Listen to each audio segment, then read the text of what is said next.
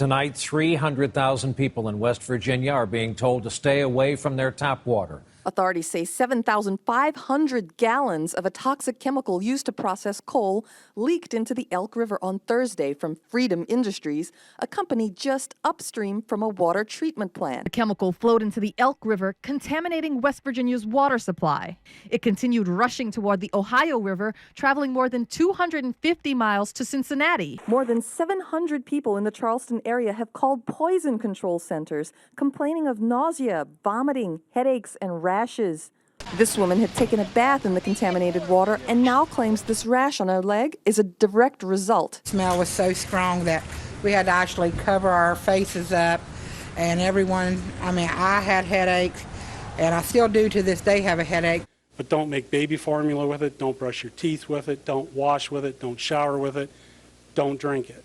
You can't just boil it. Now it's utter chaos. Eyes burning. It's a zoo in here, isn't it? It's a zoo. If I can't take a shower, it's going to be ugly. Local tap water not safe for drinking, cooking, bathing, or even washing dishes. Crowds filled stores in West Virginia Thursday night, stocking up on everything from water to ice.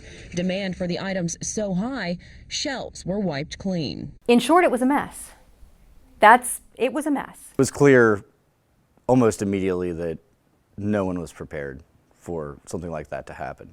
What the chemical spill taught us is that water is extremely valuable, and we just often take it for granted. I was live on the air when the governor's first tweet went out basically announcing that this had happened. And at first, we didn't really know what that meant. And so I immediately sent a note to our assignment editor and said, check into this, let's see what this is.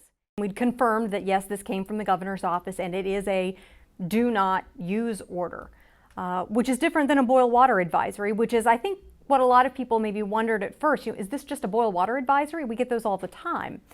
And it quickly became clear this was not a boil water advisory. This was something much more serious. There was a proclamation from Governor Tomblin that said, do not use the water in Charleston. And that was really kind of the gist of it. I didn't know what else to expect, and I was just looking for more answers, as everybody was, I'm sure, but it was just kind of a panic thing, thinking that the water is out. There is no water. Do not use your water. I don't think anyone had any clue what was going on. We just knew that there was a leak at Freedom and that residents weren't supposed to use water at all. The first 3 days after the spill, people were coming to work unshowered, basically cleaning up as best you could with like baby wipes or some sort of whatever towels you had laying around that you could clean yourself with. Bottled water, bar soap, and a washcloth was about the best you could do. People understood that it was going to be a while before this really had any sort of conclusion. But seeing the infrastructure come into place basically for emergency water rationing was interesting, not only because no one was prepared for it, but also trying to fathom what it was like to be completely cut off, to not have an appropriate supply of drinking water, or to only have to be able to shower in a public space every couple of days if you're lucky. When we don't have water, it creates a serious situation, and not one that's just, environmentalists care about it. Everybody cares about it. Citizens care about it. Businesses care about it. It's wildly important to us, and we see it when we realize it when it's gone. Our newsroom became home for our staff. We didn't have water in our newsroom, so we were trucking in, bottled water where we could get it. We had people sleeping in their sleeping bags. People were working long shifts and staying up 24, 36 hours, 48 hours at a time to cover it. And I remember coming home and getting ready to take the first shower, and that smell was everywhere. And they told us that it would be there, but I think that everyone, at least myself, was a little reluctant. It was a matter of necessity, though. It had been days, and it's not like I could jump in the car and just drive away out of town to go find some water to use. So I would say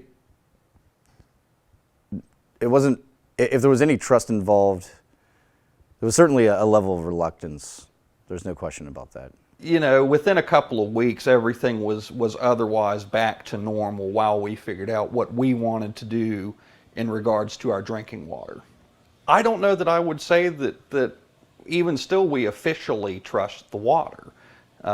We have switched to bottled water, drinking and cooking, and we also have a tabletop distiller in case, you know, we can't get to a bottled water supply. So in that, I don't know that we'll ever trust the city water system in Charleston again. We have to be protective of that water because so much of our state, so much of our businesses, our economy depends on it. It is not just people who care about the environment. They care about the environment because of its value to the people that live here.